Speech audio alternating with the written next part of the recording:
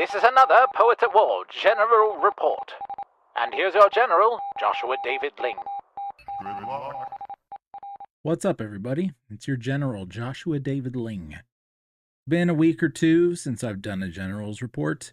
I've been very busy reordering Poets at War over on the Brood channel. I've been busy pumping out more stories and poems. Really enjoying the way those are coming along. They're getting noticed, they're getting recognized slowly. I'm getting more engagement with them. People are more interested in them than previous times. So that's awesome. With that being said, I am going to be changing a couple things in regard to the first chapter of World of Wrestling. Chapter 1, I realized she says, "Boy, what is under that baseball hat?"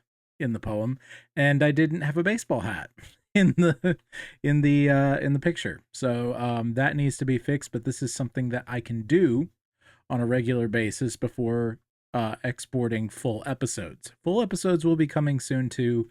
It'll all make sense. Now, on to the topic I really wanted to talk about this time.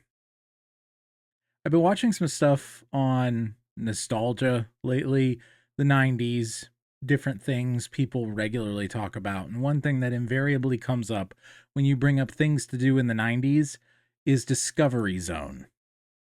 Now, Discovery Zone was an amazing place. You can look up videos about it. You can check stuff out. But it was the biggest, baddest, best playground, indoor, to ever exist, as far as I'm concerned.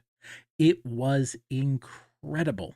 It only lasted from, I think the company started in 89 and lasted until 1999. And a lot of it had to do with big companies trying to make a quick buck. A lot of them didn't last very long because this is, at least for half of the run, it was pre-internet days, and for the whole run, it was pre-smartphone. So it's not like the parents had anything to do when they got to when they had to watch their kids at Discovery Zone, other than maybe play a little bit with them on the playground, but you know, that only lasts so long.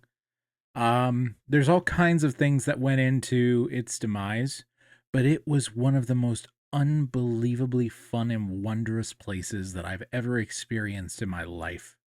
I probably only went there a half dozen times, if that.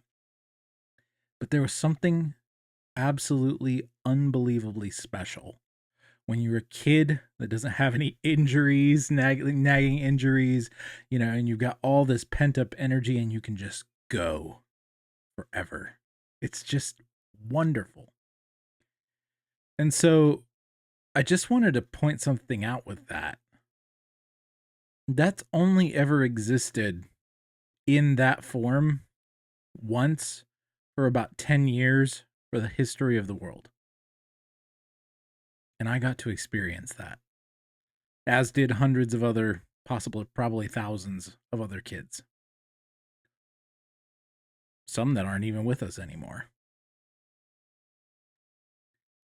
I just think that there's two different types of this sort of nostalgia. There's the kind that is thankful that we got to experience it, and the kind that rails that it doesn't exist anymore and seeks to resurrect it at all costs. Whatever it is. It doesn't just have to be Discovery Zone. It could be just about anything else. But I really, truly, in the cosmic scale of things, Discovery Zone, simple little Chuck E. Cheese knockoff with a physical playground edge. I got to experience something transcendent through something so simple as a child. I got to experience something special that sticks with me through something that mundane.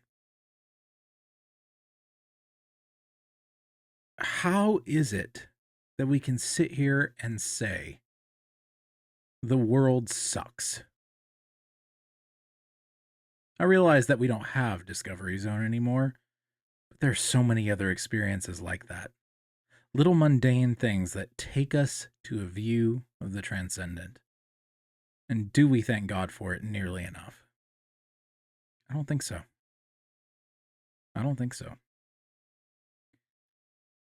So I'm saying thank you, God, for Discovery Zone. It was a small thing, but it had big implications. And I know that heaven is going to have one wicked indoor playground that I'll be able to play on, even as an adult. And when I'm speaking that way, I'm speaking metaphorically, in case anyone's wondering. But it might not be metaphorical. This has been the General's Report with Joshua David Ling. Be your family's bard. Do not turn to the right or to the left, and the Lord will be with you wherever you go. We'll see you next time on the playground on Poets at War.